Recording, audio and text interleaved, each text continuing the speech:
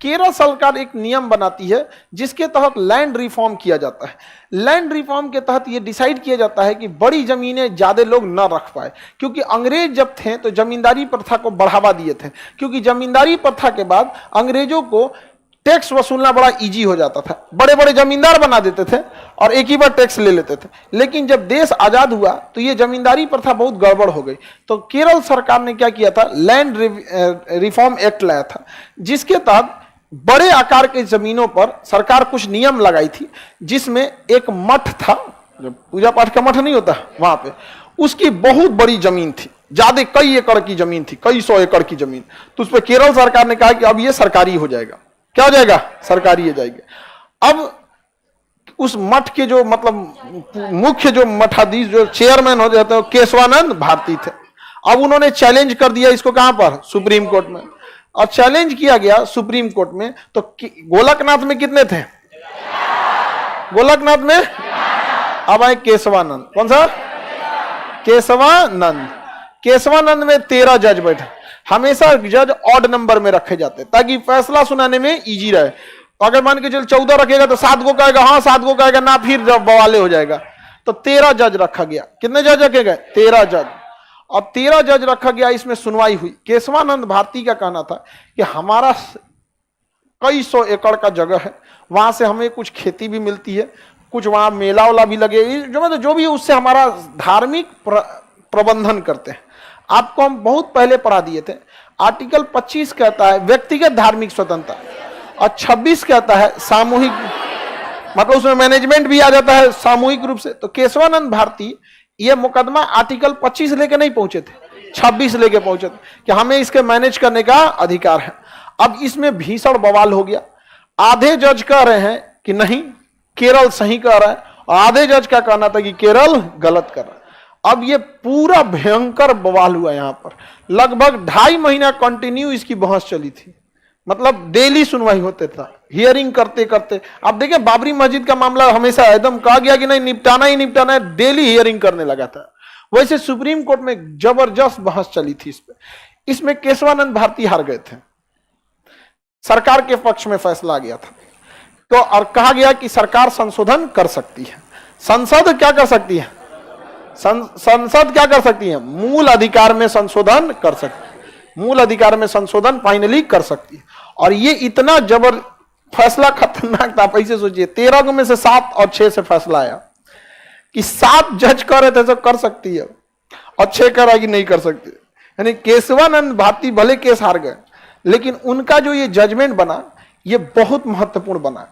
इस जजमेंट को सुनाने से पहले कई विदेशी देशों की संविधान को पढ़ा गया, और ध्यान में रखकर इस जजमेंट में भले केशवानंद भारती हार गए, उनकी जो जमीन थी एरिया वो किसकी हो गई? गवर्नमेंट की हो गई, क्योंकि गवर्नमेंट की जमीन रहना भी जरूरी है। नहीं पता चला गवर्नमेंट है कुछ जमीनें नहीं है, यहाँ पे जमींदारी खत्म करना बहुत जरूरी था यहाँ पे। तो 7-6 से फैसला आया। गवर्नमेंट के पेपर में कितना आया? सॉरी मतलब संशोधन कर सकते थे और ये हो गया 6। तो कुछ लोग मतलब आप समझिए कितना कांटे का टक्कर चल रहा है। 7-6 से फैसला आया था यहाँ पर। तो आगे बढ़ जाते हैं। 7-6 से क्या आ गया? फैसला आ गया। केशवानंद भारती क्या हो गए? केस हार। लेकिन इसमें जजमेंट में सुप्रीम कोर्ट ने कुछ बहुत तल्ख टिप्पणी की थी, क्योंकि जब संविधान अध्ययन किया जा रहा था ये फैसला लेने से पहले, तो कहा गया था कि विदेशी संविधान को भी देखा जाए, क्योंकि संशोधन की शक्तियां अगर बहुत ज्यादा दे देंगे तो दिक्कत हो जाएगा। तो जर्मनी का एक संविधान देखा गया। जर्मनी के संविधान में हिटलर के पास जब आया पावर, तो हिटलर सेनापति था, लेकिन वाम हिंडनबर्ग की मृत्यु हुई तो टेम्पोररी चांसलर बना। वहां के प्रधानमंत्री को क्या कहते हैं? चांसलर। और वहां के संविधान में एक गड़बड़ लिखा हुआ था। क्या चीज? गलती क्या थी समझिए, वो हम लोग के भी संविधान में था कि 2/3 बहुमत से कोई भी विधेयक पास हो सकता है।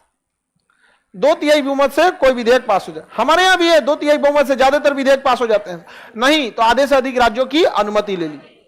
लेकिन जर्मनी के संविधान में गड़बड़ी क्या था? 2/3 बहुमत से संविधान पास हो सकता है। अब ध्यान से समझ, संशोधन पास हो सकता है। हिटलर ने संशोधन किया कि जर्मनी में लोकतंत्र खत्म, जर्मनी में होगी तानाशाही।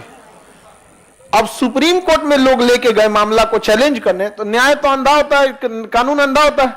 अब जब संविधान में ही लिखा हुआ है, तो जज का कहना है कि देखो भैया, कौन मार किया, कौन क्राइम छुपाया, ये हमारा काम नहीं है। इतना हम नहीं पढ़ेंगे। इसलिए दूगों को लड़ा के अपने जज मजा लेगा बीच में, कहेगा एक काम करो वकील साहब आप फीस लेते हैं, आप खोजिए कि मुजरिम कहां गलती किया था कि हम सजा दें। इधर वाले आप वकील साहब आप भी पैसा लेते हैं, आप कोशिश कीजिए कि मुजरिम को बचा ले। तो बचाने के लिए वकील खूब मेहनत करेगा, साहब ऐसे नहीं ऐसे, मिलाड ऐसे नहीं, आप ये उस समय तो था ही नहीं। एगो सजा एक बचाने के लिए कहेगा, एगो ये वही था, इसका टावर लोकेशन देखा जाए।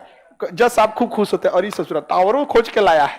जज साहब मांगेंगे लाइए देखे, देखिए एयरटेल का सिम यूज कर रहा था इस समय, मर्डर के समय इसका टावर लोकेशन यही था। तो वो कहेगा मिलॉर्ड ऑब्जेक्शन, ये नंबर इसकी पत्नी का है।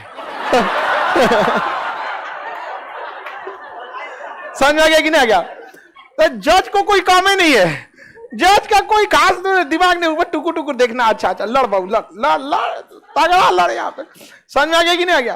तो रियल में न्यायपालिका की मदद अगर कोई करता है ना वकील, वो कर खोद ऐसा नहीं बात निकालेगा जिसका कोई हद नहीं यहाँ पे।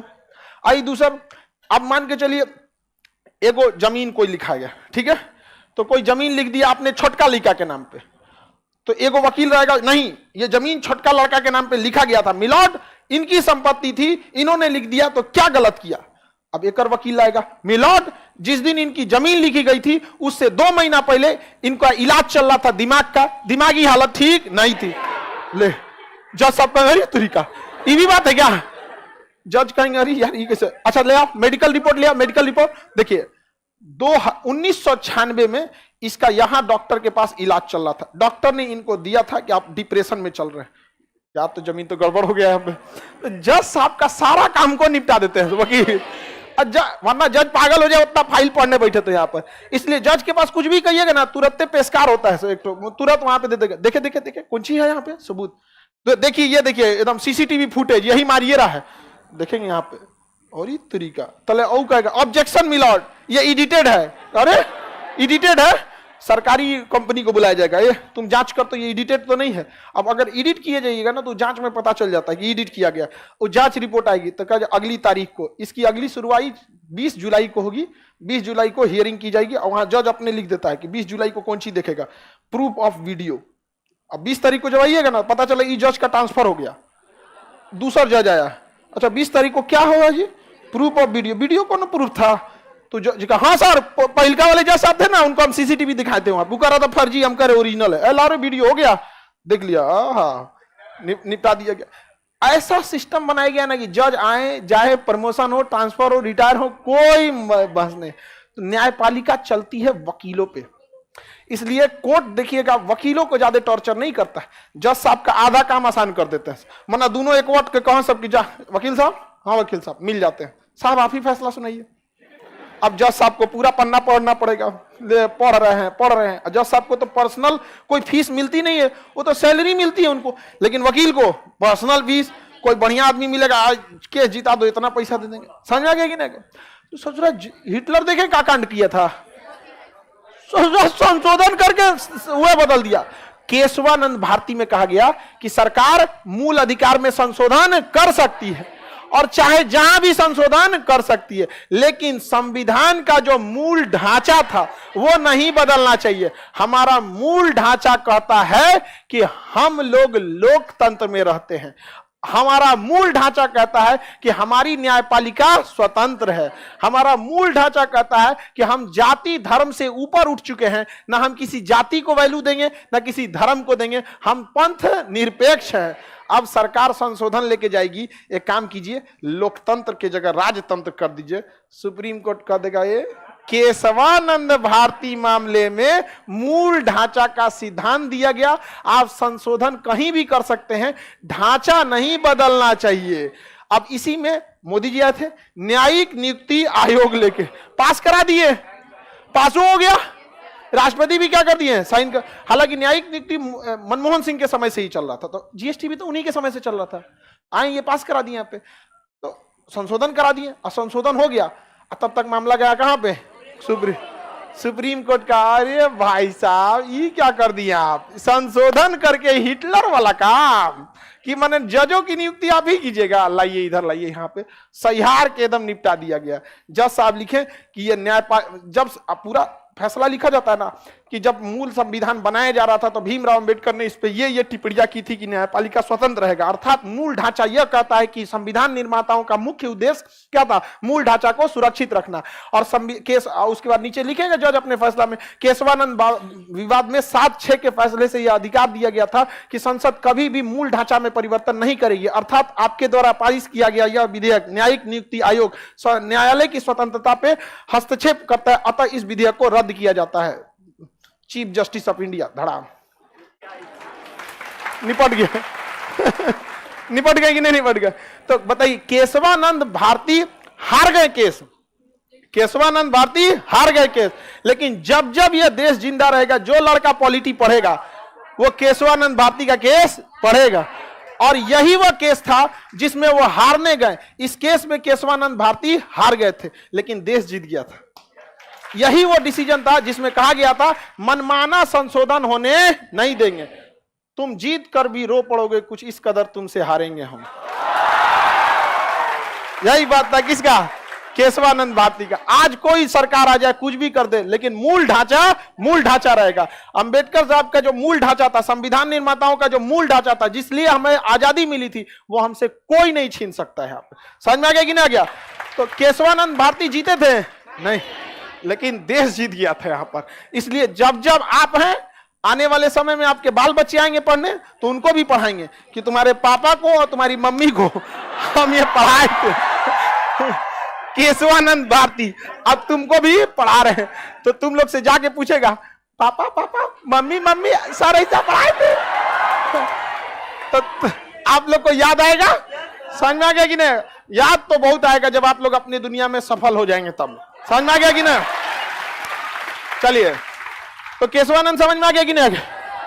किसी को कोई दिक्कत नहीं? इसके बाद मिनरमा मिल उसको भी समझा देंगे, मंडे को क्लास करेंगे, ठीक है?